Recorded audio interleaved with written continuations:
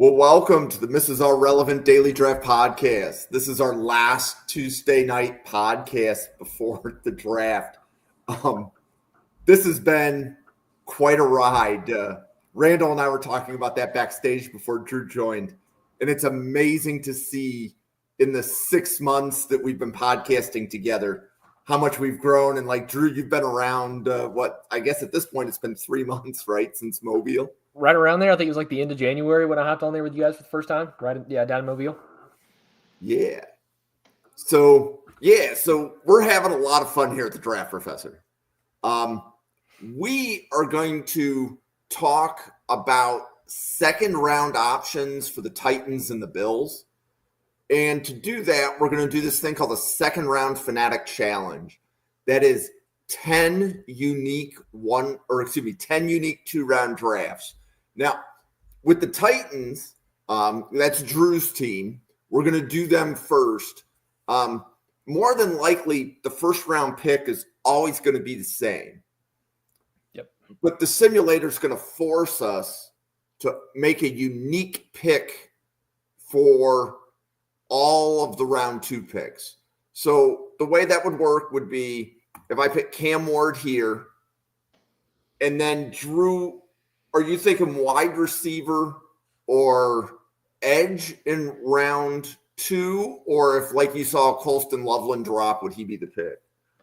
Yeah, like I don't see any scenario where Loveland falls past, like, I think his floor is probably like 26, but I think if he's there, that's 100% the best pass catcher on the board, which is what Tennessee needs.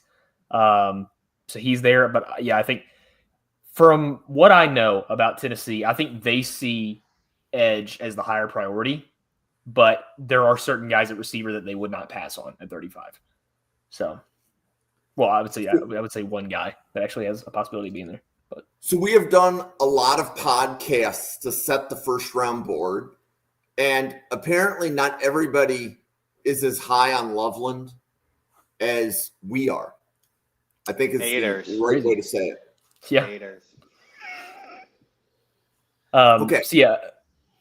So the simulator makes sure that our second round pick, Loveland, is off the board before the next Titans pick. So Drew, if Loveland is off the board and you're looking at wide receiver and edge, if you see Burden, Kyle Williams, Jaden Higgins, you see James Pierce, JTT, Landon Jackson. Hey, how Drew, does your board stack up? Does Tennessee, because they run a 3-4, do they have a certain type of edge rusher, or do they have a certain type of room that they want to complete? See, that's what's so weird when you talk about drafting for Tennessee is that in most places like Buffalo or like Green Bay or like those like established organizations, you have types because you have regimes that have been in place for so long. There's been so much turnover in Tennessee over the past couple of years that there's really no regime has had a chance to have to develop a type with Tennessee. I think with Denard Wilson being the DC, like you see a type in DBs, like he loves the lanky long arm DBs. But they've kind of gone all over the map with pass rushers. So I think there's really nobody that's off the table for Tennessee. Now, I will say they're not going to take James Pierce. They're scared of the character concerns. They sent investigative guys back to check his background. They're not going to take him. Yeah. If they were going to take Landon Jackson is their guy. Like they like Landon Jackson a lot. I think that he's a realistic choice at 35. Now, he's 90th on my board. So that's a reach for me. I'm going to probably be pretty upset live on whether that's NBS Media or Stadium Right Over. I'm on draft night. They're going to get some good reactions if it's Landon Jackson at 35. But Tennessee loves him. They're very, very high on Landon Jackson. So just for the sake of realism, I'll put him in there. I mean, so Buffalo. I mean, it's that mystery box with the athleticism there. Like, it's there. So do you bet on your defensive line being able to get everything out of them? Exactly. And here we'll go back to receiver just because that's like the thing everybody wants to talk about is pairing Cam Ward with a brand new shiny receiver, right? And I'll throw out the former connection with Washington State with Kyle Williams. I can't be objective here because I'm so far deep in the Kyle Williams hype train. I don't know which way is up or down anymore. So I'll kick it over to Randall. I want to hear his thoughts on Kyle Williams, where you have him, where you'd feel comfortable taking him a little bit, because there's so much connective tissue in Tennessee with Kyle Williams. Obviously, Cam Ward has the connection to Washington State. Our offensive coordinator, Nick Holtz, coached Kyle Williams at UNLV, so they have a previous connection. I know like Brian Callahan is very, very high on him as well. Just from people I've talked to. So I'd like to hear some thoughts from some non-Titans people because he's very, very loved in that space right now. For sure. Well, first of all, I love the fact of the connections and how it comes to fruition with that. Like, I almost kind of want to hope that Kyle Williams goes to Tennessee so that he can be his best version of himself. Because I do love Kyle Williams. I have him as 71st on my board. I love everything about him. His quick, like, he's so twitchy, and in the short, the way that he moves and his physicality can, make him explode on short passes. His route tree is 75 to 80% completed in what is his ability to run those routes. He just needs to fine tune all his technique and at the stem. But that's in a growing position where if he is familiar with the coaches in Tennessee, he can expand to what he needs to be. But I have him 71st on my board. Before him, I have Jalen Royals at 67. And then after him, I have Andrew Armstrong at 80 because you all know how high I am on Andrew Armstrong. But yeah, go Razorbacks. But I love Kyle Williams. I would take him, like, I'm kind of eyeing him at pick 62 for Buffalo sort of thing. So if you guys don't take him at 35, I wouldn't be surprised, even though we kind of looked at Jalen Royals more. But I love everything about him. I think he is an X receiver that can play outside even though he's 6 foot, and because he's very good at press man, and he can beat them with the hand fighting. So he's a do-it-all kind of guy, and I'm a big fan of him as well. Yeah, I think you absolutely nailed it. And as much as they love Kyle Williams, I don't know if they would pull the trigger that early at 35. I don't think they will. Even though they love him, I just think they're more comfortable a little bit later. Probably more I think a trade back is very, very realistic as well. They want to trade back. That's their number one option. And I think he's a way more realistic option than a trade back. But I'll go Kyle Williams just because there is so much connective tissue. Like I said, probably of any player in this draft, that's the one they have the most common ground with, most touch points. Do you know any other teams that have done extensive work like the Tennessee Titans have? Like that they might be afraid of? I know.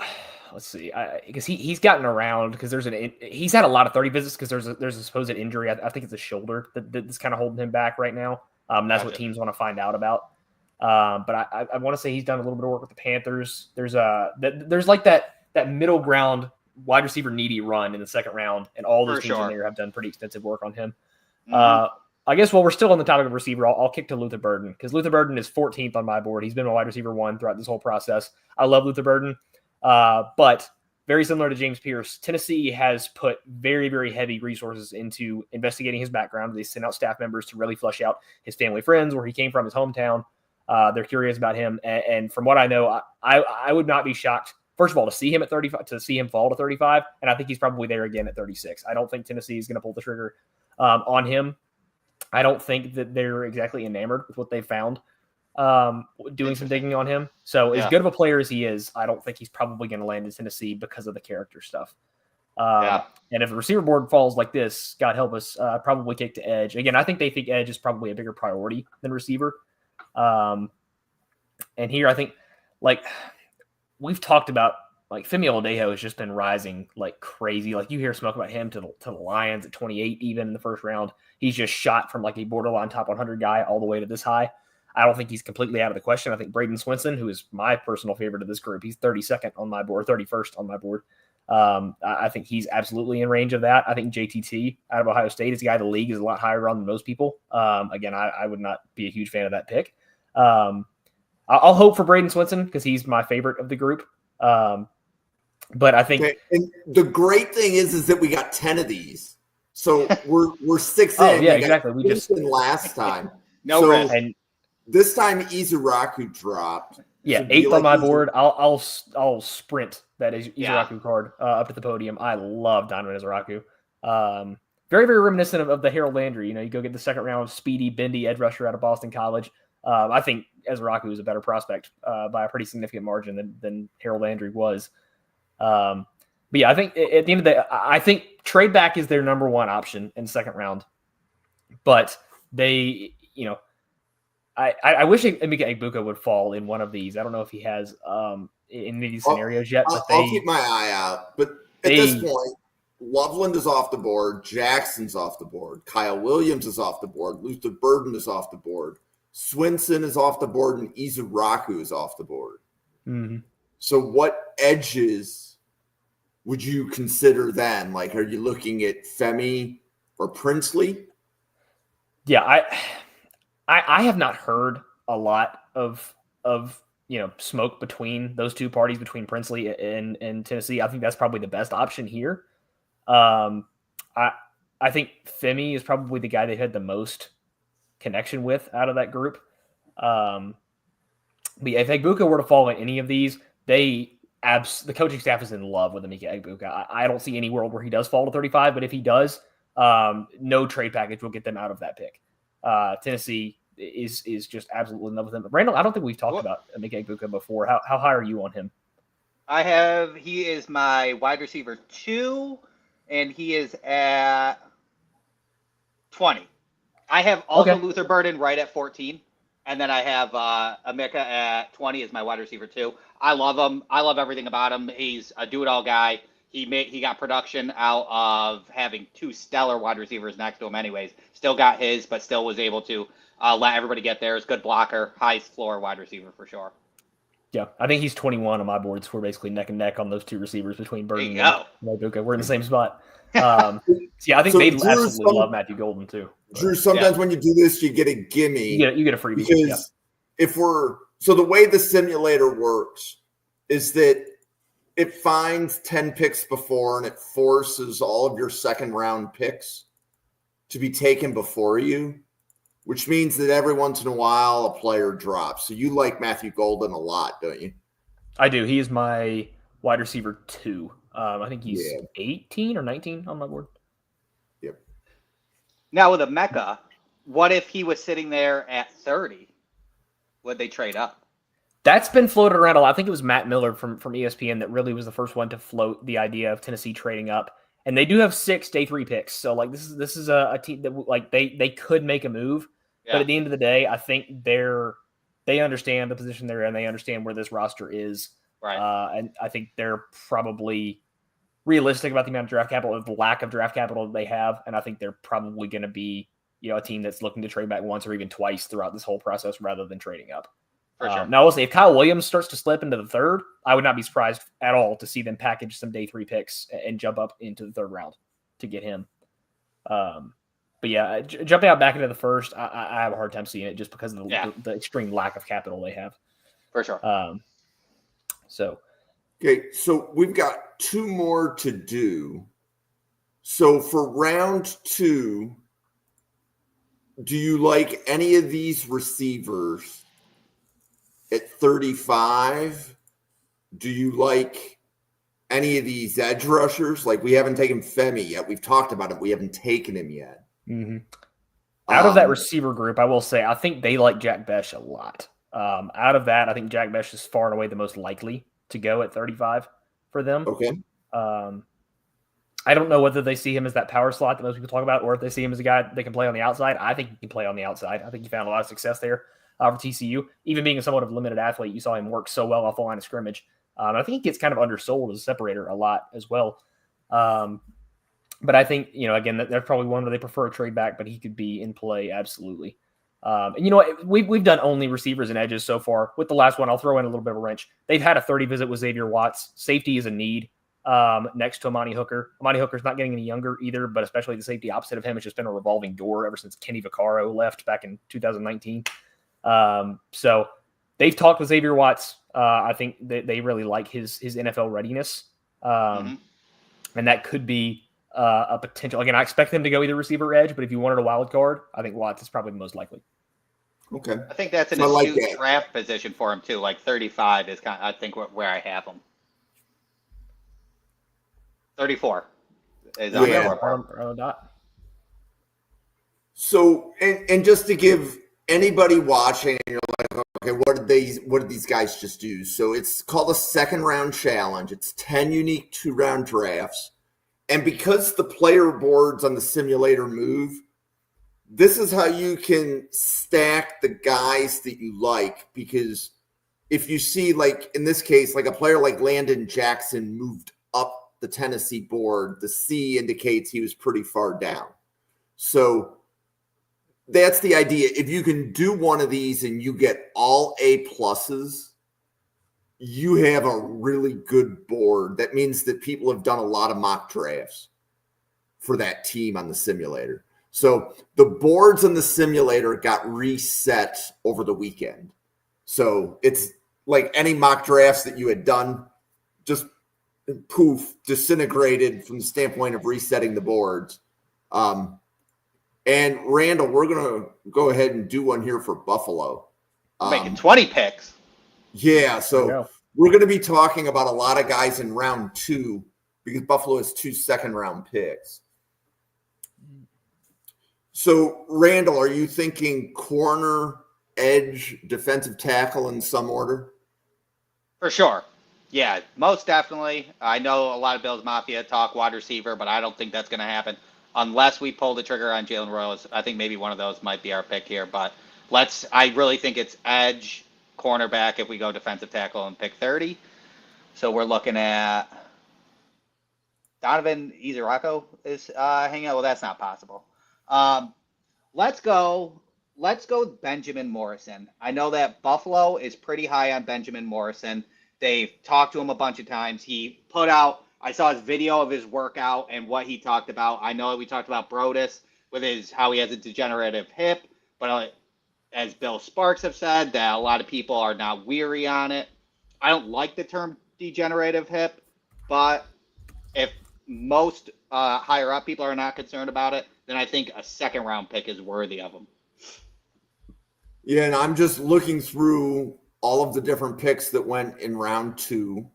So for the boards having just been reset, it actually looks really good. There you go. What are you thinking here at 56, Randall? 56, let's go edge. See what we got there. I'll probably ask Drew some questions on who he has. JTT is someone who the NFL is much higher on, but I'm not. I know he's a bigger edge, so he's got that power to him, and he can kind of help in the run defense and run support, but I don't see a dynamic player, and I'm a little concerned about the group of that front line if he got a lot of his production out of that. But Drew, what did you see out of JTT? Yeah, JTT is a name that's been floated around for Tennessee at 35. So I obviously being as bad an edge room as we have, I've done a lot of homework on this edge class. But doing the JTT, I think you really nailed it there too. He's a very technically advanced guy, great hands, very, very deep pass rushing bag. He has a lot of moves that he can chain together. Does a good pass rushing plan, good run defender. But I have a hard time seeing a path to him being any more than a third to fourth rotational guy in the league, just because he's so limited athletically. And edge is probably the most out of everything, just a pure athleticism position. So while I do really like his hand usage and how technically advanced he is as a player, I think the athleticism is just too much of a limiter for him to be more than a deep rotational guy. Yeah, no, I agree. Well, since Femi's there, let's go with Femi at 56.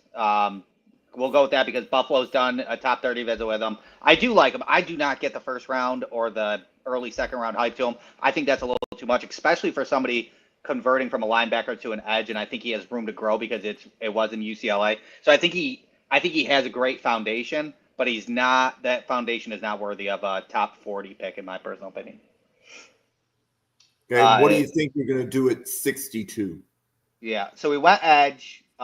We went defense. We're going as defensive tackle. So let's look we went cornerback market. Even though we took Morrison? Okay. Yeah, no. Oh, that was a first rounder. Oh, I'm confused. Never mind. All right, let's go with where's the safety department? Malachi Moore, Oof. They're all gone. Yeah, wow, they went. All right, let's go defensive line. Brutal. Yeah. Drew, where do you have TJ Sanders on your board? So, I finalized my top 100 just the other day, finally done with this process, and I was really happy with how it turned out overall, except for where I landed with TJ Sanders. Because he shook out at 82 on my board, and honestly, it feels like about 20 or 30 spots too high from how I felt watching his film. He's somebody that I really do not understand the top 50 hype behind. Very, very small, undersized 3-tech who I don't feel like has like watching Kalijah Cansey out of Pitt a couple years ago, very undersized 3-tech. Like that guy, you saw the pass rushing juice jump off the tape. Like he absolutely, every bit of him justified being that small. I don't see that with TJ Sanders. I don't think he has the pure juice, the twitchy first step, and the hand usage to really afford to be that small at the next level at the position he's going to play. So I'd probably be more comfortable with TJ Sanders in like an early day 3 spot, but I know I'm one of the people lower on him. A lot of people have him in that top 50 range, but I'm probably a bad witness to call it the stand for him. And no, he was my first 5 that was in my group after my top 100. So when I finished at 100, then I was considering TJ Sanders right after that.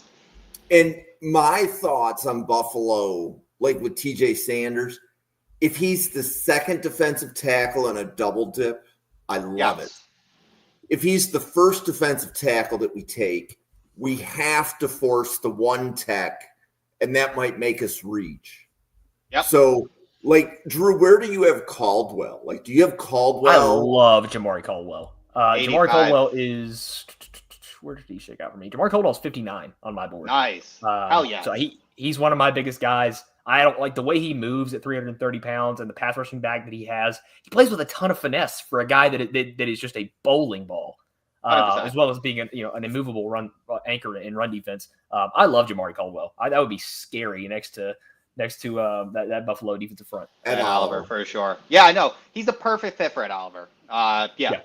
So let's go with it. Since we're both talking, he's 85 on my board, and honestly, when I was doing the top 100, I kind of want to put him higher, and then I chickened out, straight up.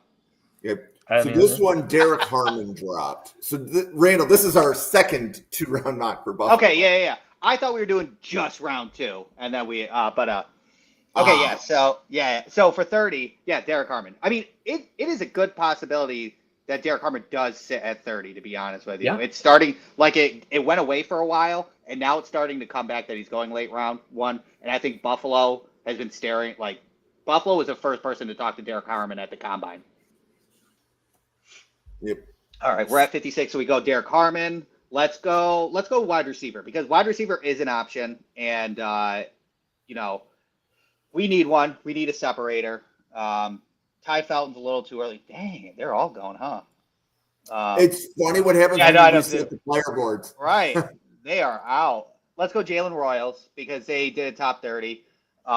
He is kind of our piece. Like, if we were not to get, which we are not going to get, Matthew Golden in round 1, I think Jalen Royals is a good round 2 substitute for that kind of style. He completes our room. He's the separator that will bring 2 people out for Keon to run his vertical routes.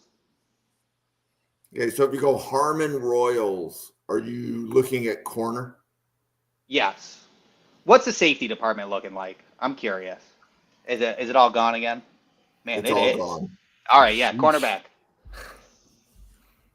All right. Corner is not much better. I mean, no kidding. There's one guy. Yeah, go back to the front one. First page. Let's see. Who do you like here, Drew? And is it Kobe Bryant? So Noel Williams is 63 on my board right now. So one spot later than where Buffalo is. I love Noel Williams. I think he'd be an outstanding fit in Buffalo. For if you decide to address, like, go get your press corner later after addressing interior defensive line early, I think that would be an awesome draft. Yeah. I mean, they've done their work on Noel Williams as well. I mean, he's kind of in a Rasul Douglas sort of stance where he's very good in zone, likes to jump to get the turnovers, and wants to hit real hard. I mean, he had 33 solo tackles with a 5% missed tackle rate as a boundary corner. Very impressive. And really zone and man kind of match. One's not a drop off. Yeah, with Noel Williams, the thing that I love the really physical, aggressive press corners. I think he's really good in man coverage. But for a guy that's so physical at the line of scrimmage and at the top of stems with his hands, I think he really gets kind of soft at the catch point, which is strange. If you can teach him to be a little bit more consistent with his physicality, you're looking at a great press man coverage corner. I just would like for him to carry that physicality from the stem and the line of scrimmage to the catch point. Agreed. And a little bit more anticipation and hip fluidity on in breakers. Like, exactly. Coming on an inside slant, he's got to read that quicker. Yep. Agreed. Okay, so Randall, we're back to pick 30. Okay, so let's go cornerback. And Benjamin Morrison, and then Tyleek and Alfred Collins and Darius Alexander. All right. Drew, where for Walter Nolan? Where is he in defensive tackle for you? So Walter Nolan for me shook out at 44. He is my IDL 4. Yeah, behind Grant Harmon and Mason Graham. So I like him there. I think I have Darius Alexander like 3 spots later. Because of the character stuff, I kind of prefer Darius Alexander if I was being forced to draft between the two. But I think they're both incredibly talented pass rushers on the inside. For sure. Yeah, and that's what I was sorry, Jim, go ahead. I was going to say, I think Nolan's upside, in my opinion, is how Bean tends to draft. So like Trey Amos seems to be the guy that Bills Mafia loves. But realistically, I actually think Revel has more upside. And that's if you look at when we drafted Rousseau, there was upside there. Same thing with Kincaid, right? Yeah. Even with Keon Coleman, he was very young. He was young when Buffalo drafted him, right? So I think as much as I know that Owen loves Darius Alexander, I think Bean, if he's going to take the swing at 30, it's going to be on a player that has a higher ceiling. Yeah, I mean, let's go with it. My only concern with I have Walter Nolan 24th on my board. My only concern is that it just like how the Jets Jets fans necessarily don't want Mason Graham because you're just cloning right next to him on that defensive line.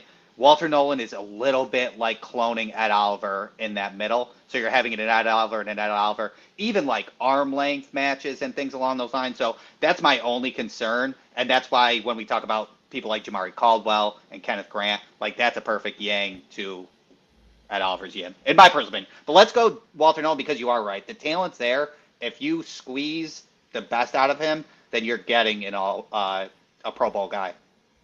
Yep. And for this question, and it just means that we have to double dip defensive tackle at some point in the draft. All about that. Exactly.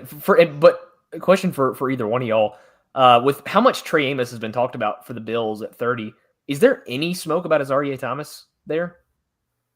We were at the pro day for Florida State. Yeah. Okay. Yeah. There is. I like Azareye'h Thomas. I think his 40 does not match his speed on tape. I think he moves very well. I think he's so fluid in his back pedal. It's like he skates on a football field. It's kind of insane. I think that Azareye'h Thomas goes to Green Bay, and I think it's sitting in their back pocket. And if he is available, then it's a firm option. But I think he goes earlier. Okay, yeah, I love that shout. He's 25th on my board right now. I love Azareye'h. I thought for a team that is always talking about a physical press corner in Trey Amos, I thought it was weird that I'd never heard Azareye'h talked about to Buffalo because they're kind of similar stylistically. But yeah, I hadn't heard anything about that, so I wanted to get that out there. Yeah, definitely light chatter. So that could go two ways. They're trying to hide it, or it was just kind of just sitting there. Yep. I think for the most part, Buffalo has met with every corner. Every top 64 corner. Every top 64 corner. Yep. So we've met with all the corners, and we've met with and then probably most of the receivers that run sub 4.3. Yeah. And then Robert Longerbeam and Craig Woodson. Yep. Tennessee's been in on Longerbeam too. That's a guy they like a lot. He's quick. EJ had me watch it. We did a post combine high RAS guys that aren't being talked about, and Longerbeam had a 9 RAS. He's quick. Yeah. He's small, but he's fast. And I think for a corner class full of guys that are gonna have to go to the slot at the next level, Longerbeam is one of the really few depth guys in this draft who I think can stay outside. So there's some value in that. Yeah. All right, where are we at? Sorry, 56. 56. If we took Walter Nolan in round 1, what are you thinking for round 2? Let's dip into the cornerback market and see if we can talk about a fun person. So do you Kobe Bryant or Quincy Riley? Let's see. Quincy Riley, I'm a little bit lower on. But Kobe Bryant, I'm trying to find him. Where's my Kobe Bryant? I'm a big fan of him. Where do you have Bryant, Drew? He's 87 for me. So I like him. I think he's the day 2 guy. I don't have him quite as high as some people, but I do like him. 84 for me. So we're like right there together. Yeah, no, we have a similar board apparently. What boundary corners do you have in the 50 to 75 range? Let me answer that question for you. So Noah Williams is there. I think he's a boundary guy. I have Hairston 57. 55. Good Lord, man. We were just right there neck and neck on everything. Jacob Parrish, I have 61. He's 45 for me, so I'm a little higher on him. I wanted to talk about either Darian Porter or Jacob Parrish in these options because I think they're great second picks as well. I have Porter at 60 as well. They're just off the board. So they're popular players. Yeah. So. Bastards. Let's go Kobe Bryant. I think he moves very well. He stood out in Kansas because it was him and Mello Dotson on the other side, and Mello Dotson was a little bit slower, and it kind of almost showed on tape what Kobe Bryant was capable of doing on the other side. Even though I love Mello Dotson as a day 3 guy, but he moves very well. He moves well inside, and his trail technique is really good. That translates well to the NFL. So I think he's a really good player that could be discussed in that late day 3 area or day 2. I'm sorry. Yeah, there's not a player with more fight in them than Kobe Bryant in this draft class. Like, he is the most competitive player in this class. Yeah. For a guy that is 170 pounds, soaking wet, playing outside boundary corner, he is a junkyard dog everywhere he plays. Okay, so if it's Walter Nolan and Kobe Bryant, what's pick 62 for you, Randall? Oh, man, it's going to make me just take Darius Alexander. Oh, Braden Swinson. Let's go Braden Swinson at the edge. He's number 2. I love him. I'm very confused about why some people like Bill has him outside of the top 100. Him, I don't get it.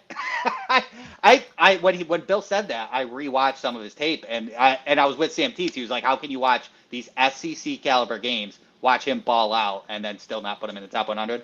I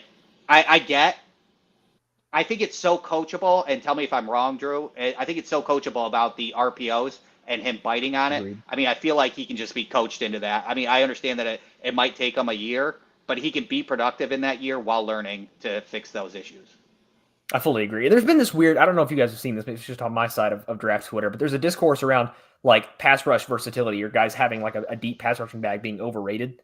And I agree you don't need 7 different ways to win, but like a guy like Braden Swinson, I mean, it's so hard to if you're an offensive tackle, like having to game plan for a guy that can beat you in that many different ways. He converts speed to power so well. He's a great athlete, has a high floor as a run defender, has a great bull rush. Like one of the that USC game, I don't know if you watched that bull rush rep he had in the USC game is unreal. I know. He's got great hand-eye coordination. Like the chops and the swipes are dangerous.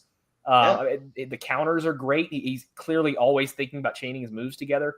I mean, I understand there's some issues to work out, but like the natural feel this guy has for rushing the passer is just really something you can't teach to me. He's 31 on my board. I'm the biggest Braden Swinson guy out there. Yeah. Some of that argument is like you only need 2 moves, and I'm like, you got to start with 3 and then work from there. Like those better be 2 really, really good moves if you're gonna live with 2 moves. Well, right. If one of the moves is speed to power, I remember this from one of the first Edge big boards that was done on the channel. And actually, I think it was EJ was the one that said it. Speed to power is what gives the offensive lineman the most problems. So if you talk to an offensive lineman, they say the toughest edges are edges that can go speed to power. If they can't go speed to power, that the edge has lost the ability to use specific counters or specific techniques. Mm-hmm. So speed to power is actually the most valuable move an edge rusher can have. So if they have it, but they don't have as many other tricks in the bag, the fact that they have that speed to power trick should keep them ranked relatively high.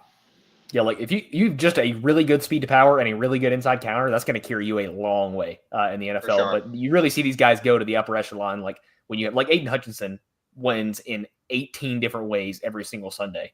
Yeah. And you just say like, there's nothing you can do to game plan for him because you can't like, that's the beauty of trench play to me. It's always it's a back and forth chess match. You guessing on the right move. You can't do that against a guy with that deep of a bag, which is why I love Braden Swinson so much.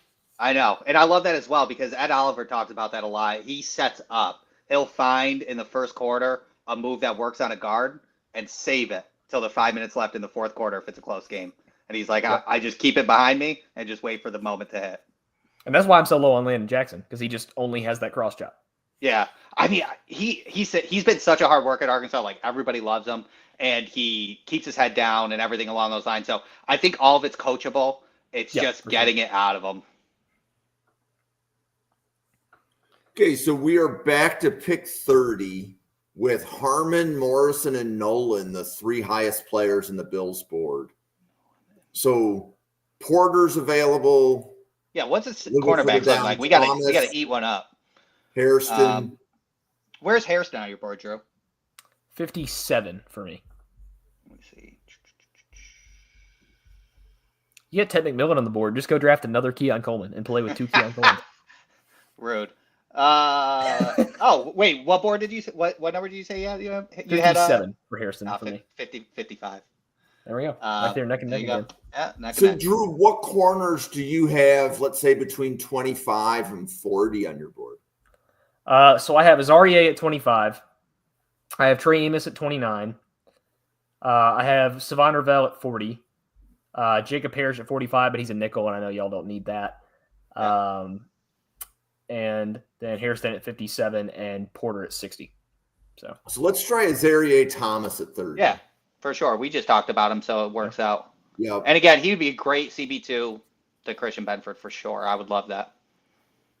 Okay, and then Randall, if you have to choose between Alfred Collins or Tyleik Williams at 56. So here is an interesting, now that topic got brought up, because Brandon Beane, I mean, I think most teams did their media days today when they got in for voluntary workouts. Josh Allen talked, and then Brandon Beane talked. And Brandon Beane, when he was talking about defensive tackles, talked about the run stuffer, the absolute run stuffer. He specifically said the absolute run stuffers, who put their knee down and they can block the lanes, and you're terrified to run against them. But then they'll get you 2 to 3 sacks per year, but be the absolute run stuffer. But who we're really looking for is for people who can do both. And that was today. And when he was talking about that, it was immediately in my head was Tyleik Williams and Alfred Collins, right? 2 run stuffers with barely any pass rush juice. And 2 to 3 sacks was like pretty specific to Tyleik Williams and Alfred Collins, to be honest. So it's almost like Buffalo's might not be looking for him and looking for that Darius Alexander or someone along those lines. But if I had to choose, I'm going to go with Alfred Collins, because I do believe Brandon Beane also did mention is that if you can't get a sack, you have to condense and make chaos in the pocket. And I think Alfred Collins has the more power to be able to push those centers back and create chaos. Tyleik stacks and sheds like a monster, but he'll anchor, stack, shed, hit. Yep. Those guys, they shook out. Tyleik and Alfred Collins are 53 and 54, respectively, for me on my board. So they are right there together. 33 and 36. So, Randall, where do you have Josiah Stewart? I have I actually have them lined up right next to each other with Braden Swinson and Josiah Stewart at 52 and 53. Okay, so you would like him at 62 if he's there? I would. I think he is probably the underweight outlier that will end up being successful in the NFL. I know he is light, but man, he looks like he has an insane amount of power. The way he just uses his momentum, he's good at setting the edge. He's good at defending the run, even with his size. He's a firecracker. So I think he will be successful in the NFL.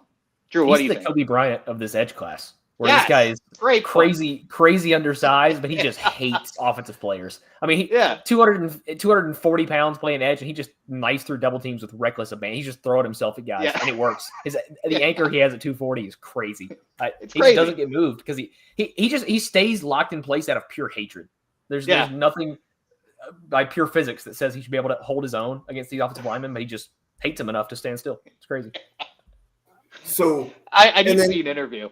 I bet he says that. That totally adds up. So one trick with the second round challenge, if you see 3 players you like, but they're not in the right order. So like if the board fell this way, I would take Harmon over Amos. right? So I would pick Harmon here, hoping that Harmon moves to 24 and Amos moves to 25. So that's sometimes when you're doing a second round challenge, if you really want to doctor the board, you could. And then look at that. Azare Thomas is sitting right there at the top of Buffalo's board for pick 56. So I think that's a no-brainer. Yeah. Yep. If we go Derek Harmon and then Azare Thomas, I think Bill's Mafia gets that. Okay. So this is where, we've done 4 2-round mocks. We're in the middle of the 5th. Is there more edges that you would consider, Randall, or have we exhausted the edges that you like in round 2? No, I'm a Princely Uman Malin fan. I have him at 44 on my board. I know that he's also a little bit undersized, but I think he has a really good pass rush plan already made, and he's decent at the run defense, but I think he just brings a fire, and his production is fantastic. I think he's a good second-round pick. Okay. So now, if we look at Amos, Morris, and Nolan, or would you do Darius Alexander over Nolan in round 1? I would do Darius Alexander over Nolan. Again, that's because of my bias in the Ed Oliver on Ed Oliver. But I love Darius Alexander. I think he's very good in run support. He, even for his size at, he'll probably play at 312, 314, 315. I think he can take double teams and still penetrate the pocket through it. He's good in the defending the run, and his pass rush is there. I'm a big fan of him. Where do you have him, Drew? Sorry, which one? Darius Alexander. He is 47. Yes, 47 for me. Nice. So I'm a big Darius Alexander guy. Another edge rusher we haven't talked about that feels like a very Buffalo guy is Ashton Gelati out of Buffalo. Not out of Buffalo. Louisville. To Buffalo, out of Louisville. Thank you. For a guy, we were just talking about converting speed to power. I think he's the best in this entire draft class at converting speed to power. Yeah. I was late to the party on Ashton Gelati, but he is outstanding. Quickly become one of my favorite guys on day 2. And in this one, Landon Jackson dropped, and Buffalo's met with Landon Jackson a lot. So we'll get Gelati next, but we're definitely going to do Landon Jackson in this one. Yeah. I mean, don't tempt me to get a Landon Jackson, Arkansas jersey up in Highmark Stadium. It's just a win-win. I got to get one Razorback in this draft. Okay, so if we've done Darius Alexander, then Landon Jackson, we haven't done corner. Are there any corners that Buffalo could draft at 62 that we haven't talked about yet? Or have we exhausted all of those options? You go to page 3 because we haven't seen it, and I'm just curious to see if there's maybe people. Yeah, page 2. Yeah, I think we have exhausted it. I in my head, I have all day 3 on them. Tommy Hill's a really interesting mid-day 3 pick. Zay Alexander, I don't have in my top 100. I know some folks do. I'm very worried about his speed. Kind of watching his tape, if he was on an island on the outside, I kind of clenched, hoping it wasn't a vertical route because he was going to lose every single time. He needs small and slow help. Is a bad combination for corners. Yeah, he needs safety help. 4.56 was surprising, to be honest with you, when he ran his 40. Yeah, I agree. So, Drew, where do you have Ty Robinson? Do you have him in the pick 62 range? No, absolutely not. He is a early 5th, late 4th for me. And I probably need to go and reevaluate some of those because people are really high on him now. And I got him pretty early in the process. I think he's good. I think he tested very, very well. I thought he tested better than I saw him move on tape, but he is still a good mover on tape. Got a really high floor as a run defender. I'm going to add some juice as a rotational pass rusher as well. But yeah, I think he's not in my top 100. I think the talk about him there is a little bit rich for me, but I know some people are really, really high on him. Where do you have him, Randall? I have him as a 5th round, to be honest with you, an early, late 4th, early 5th. I do like him. I think he's not. I think if he goes to a 4-3, it'll take him a little bit more to adjust. I think he works really well in a 3-4. And so I hope he gets into a 3-4 system so we can transition better. Okay, so Randall, if we've done Darius Alexander and Landon Jackson, and we don't like the cornerback board, would you double dip and go for a Joshua Farmer? Ooh. Would you look at Knight or Paul. Yeah, let's go Chris Paul.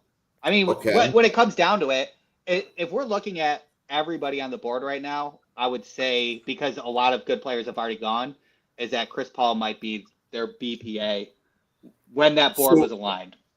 And this is the challenge of the second round challenge, right?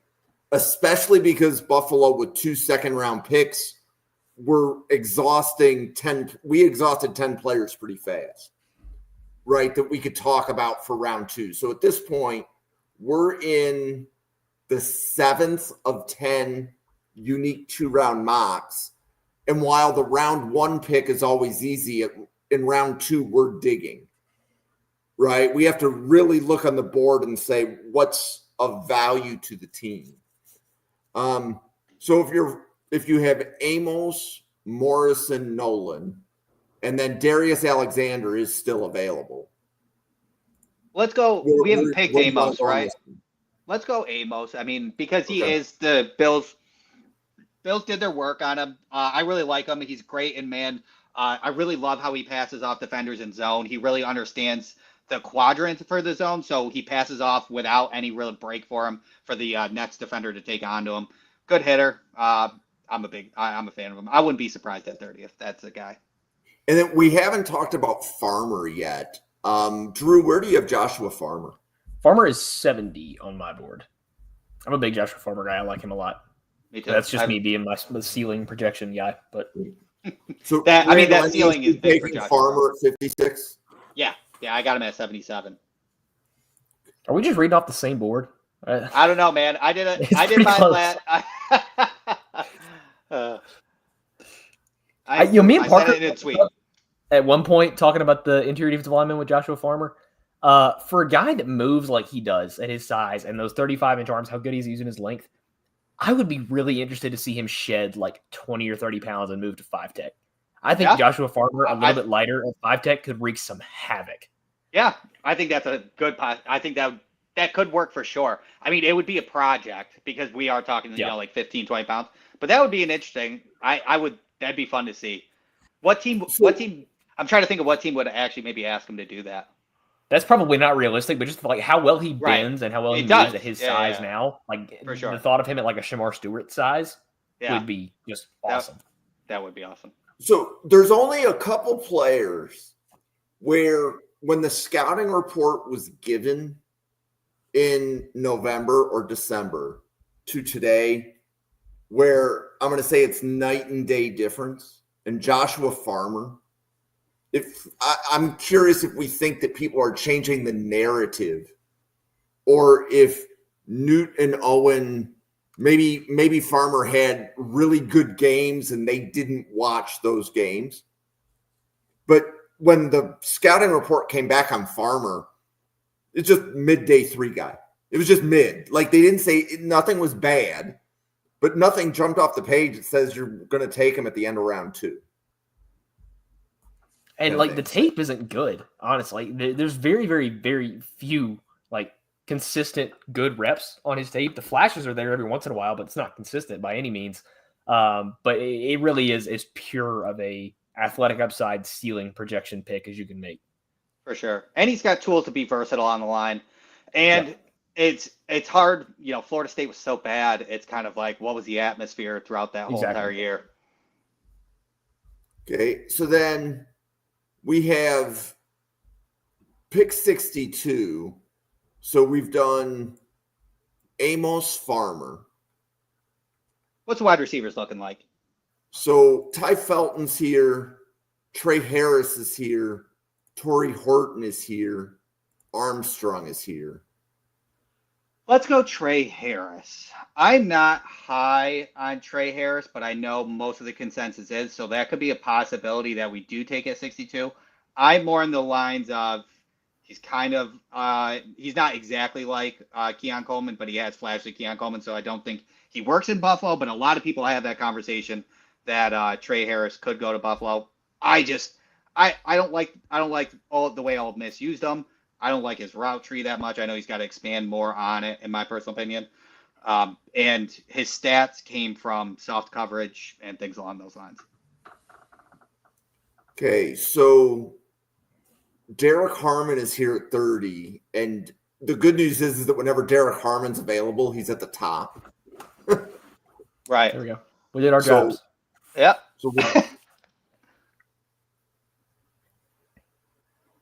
So Derek Harmon. So Harmon, and then let's go James Pierce Jr. Look at that, sitting at 56. Ooh.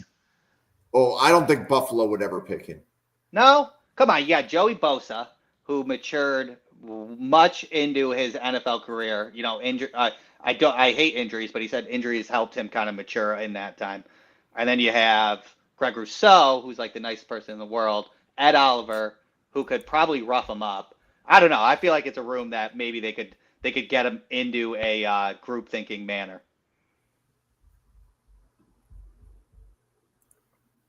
Okay. The James Pierce slide is going to be one of the things I'm most interested to see later this week. Me too.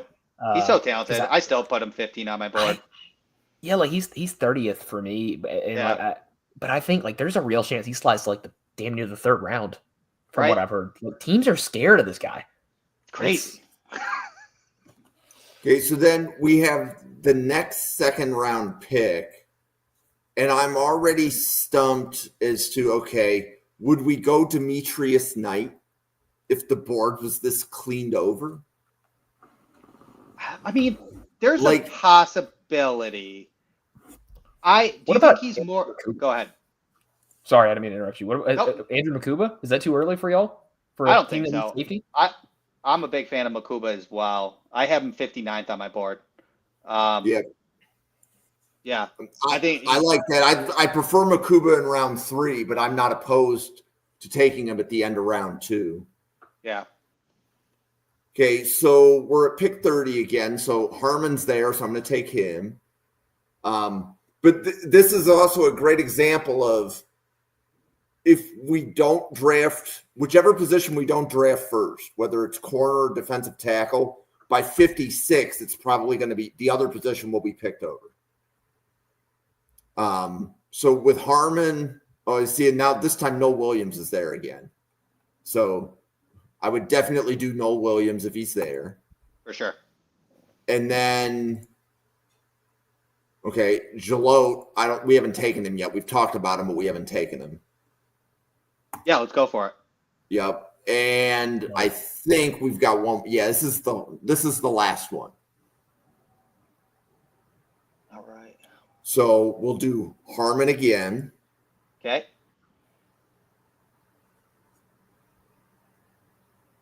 And then look at the corner board. Man, they stripped the cornerbacks. Strong? I'm not a Dorian Strong guy. He's like a late 4th to me. He's like outside of my top 125. I just see with Dorian Strong's a great like litmus test for corners to me. Because I love the aggressive, grabby. Like Noel Williams is grabby as hell, but I love him because he's grabby because he's aggressive in press man coverage. Dorian Strong is grabby because he's not a good enough athlete. He has to grab to make up for that. So there's a very, very big difference in why corners are grabby. That's why I really don't like Dorian Strong. Now, if he's just like your pure cover 3 zone corner, he's probably pretty good in that role. But I prefer my guys in man coverage, and I want corners that can play man. And I don't think Dorian Strong is that. Yeah, I'm not looking to spend a top 100 pick on a cover 3 zone guy. Yep. Okay, so took Derek Harmon and Braden Swinson. So Swinson was there in round 2. So we have the Jim, last. If that happens in real life, that's unreal. Oh, right. Even without addressing corner, that's an incredibly good draft right there. Well, Noel Williams will be available at 62. So then we could just take Noel Williams. Okay, so I'm going to do Kevin Winston. Yeah. I mean, I do like Kevin Winston as well. Yep. I am 75th on my board. But, obviously with that, probably if he played the full year at Penn State, he'd probably be a top 35 pick. Yeah. He's 72 for me, so right there. There you go. So this was a really good activity because we really had to dig deep on the board. Like, especially for, like, I'm not going to say that we didn't have to dig deep for Tennessee. Well, you don't. It was pretty simple. But, I mean, it's right at 35, only 2 positions. I was about to say the difference of the 25 selections makes a huge difference, right? But the reason this was designed to be able to podcast, right? Like, I designed this, okay, yeah, it sets up the board, but it also challenges you to, if the guys that you like are off the board, who is your next option? So I'm entertained by the fact that this can probably work for podcast content kind of thing. Drew, do you want to introduce yourself and let everybody know how they can find all of your amazing things? Yeah, sure. I'm Drew. You can find pretty much everything I do at Iron City Film on Twitter or X. I do some Titans and draft writing for StadiumRant.com, and I will be this Thursday. I will be for night 1 on the Paul Estes Boy Green Daily show as well. It's a daily show, but they'll be doing a big draft event, and I'll be on there in the midway through the first round ish, just talking some draft ball, probably going over whatever the Jets have done for them. And then night 2/day 3, I'll be on there with Randall on MBS Media, their draft coverage. We're ever talking about Titans pick, I'm sure, breaking some stuff down there. I'll also be on Stadium Rants Day 2 draft coverage, breaking down whatever the Titans decide to do at 35. So yeah, it'll be a busy week for all of us, I'm sure, but that's where you can find me throughout this beautiful draft week. And we are so close, 48 hours away, or less than now. Finally, I'm so ready. Randall. Yeah, you can find all my stuff also on Twitter or Blue Sky at Randall Slifer. I do my podcasting with Jim and Draft Professors, and I write for Team MBS Media. I do a lot of Arkansas Razorbacks and Buffalo Bills, but I throw in, they also do entertainment that I like to write about, and then everything kind of in between. And then I will be with Team MBS for draft on Thursday and Friday, which I'm very excited about, with the legends of Jeff Barnes, Greg Rector, and Bill Carroll, and I'm very excited for that. Cool. Well, you can follow the station at NFL Draft Fanatic. No, I am Fanatic. It's the same on X as it is on YouTube. Good news, if your team drafts somebody, you can come to our YouTube station and you can find the scouting report on who they drafted in rounds 1 through 5. I can say with a high amount of confidence that the work that Drew, Randall, and every draft professor put in to put those scouting reports on the station, you'll be able to find information on your players that your team took probably before a significant number of podcasters have watched any film on them. We've already done that for you. We're draft professors. That's what we do. Yeah. You will be able to find me on draft day. I believe on Thursday, I'm going to be on Home Squad Sports. I was invited today also to do a Bengals thing. So I think like all of us are just going out and doing different directions. All the different draft professors are just doing different directions on draft day. I believe Owen on Friday night is actually hosting a feed where a lot of draft professors will be dropping in as well. So you'll definitely, we're not going away. And you will also be able to find summer scouting information the week after the draft. We will be hitting the ground running. So I guess, we're at an hour. It's been a good night. For Drew, for Randall, for myself, for the other 70 people at the Draft Professor, everybody, thank you so much for watching. It's been an incredible draft season. And we look forward to seeing you on a podcast again tomorrow. Thanks, everybody. Thank you.